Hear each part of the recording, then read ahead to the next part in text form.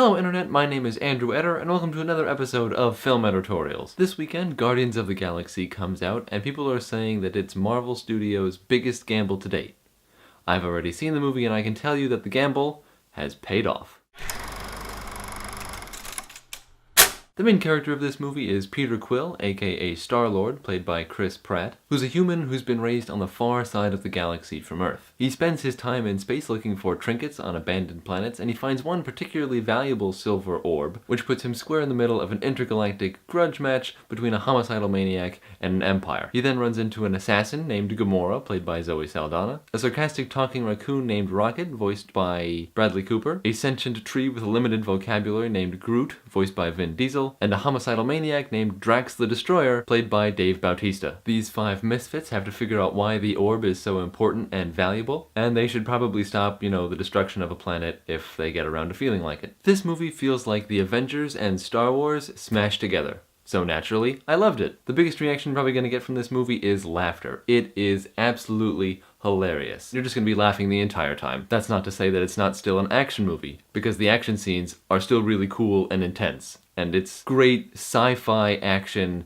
with equally great comedy. The acting in this movie is also really, really good. Chris Pratt is perfect as Peter Quill. Lee Pace as Ronan the Accuser is phenomenal. He just continues to be really intense and dark and sadistic, as is appropriate for his character. And even though they have really small roles, John C. Reilly and Glenn Close really make the most of their screen time. The actor I was most impressed by, though, was Dave Bautista, who plays Drax. I wasn't expecting a whole lot from him because he was a wrestler making his transition into acting, and that usually leads to some rocky results, but he is just so good in his role. He is completely stoic the entire time, but he gets great lines, and he's really, really funny in them. At the same time, he still gets a lot of emotional depth, as do the rest of the characters, so he's still this fully fledged character, and he really does a good job of acting, which I was genuinely surprised about and very impressed with. So he's probably one of my favorite characters coming away from this. As you would expect from a Marvel movie, the effects are absolutely phenomenal. I saw this movie in IMAX 3D, and it was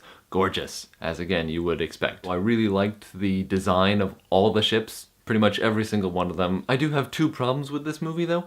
The first is name dropping. Being set on the other side of the galaxy, there are a lot of aliens involved and a lot of different species and a lot of different things that we just don't have on Earth. Again, fictional universe set in the far side of space. The problem is the movie spends a lot of time naming these things and you don't have any context for who or what they are. It can get a little bit overwhelming at times because you hear all these different names of empires and planets and people and you're not sure who's talking about what.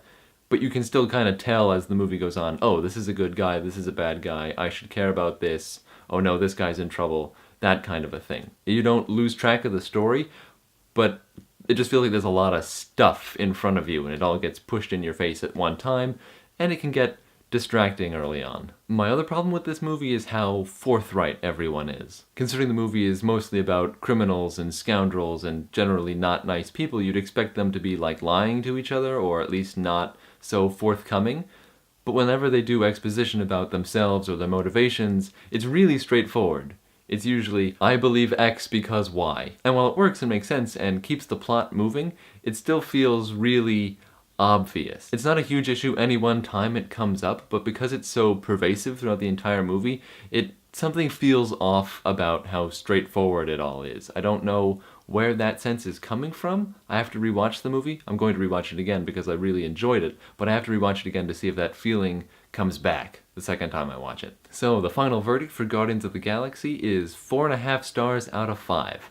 The characters are great, it's the funniest movie I've seen in a really long time, the action's still really good, but when the characters speak about their motivations, it seems too neat and straightforward, and you get bombarded with names for alien concepts and places and organizations and all sorts of other things that can get kind of confusing. Okay, I think that's going to be it for today's video. I really enjoyed this movie and I'm definitely going to go see it again. Let me know what you thought of it down below in the comments. Please don't forget to like, favorite, share, subscribe, follow me on Facebook and Twitter, and I'll see you guys next time. Bye!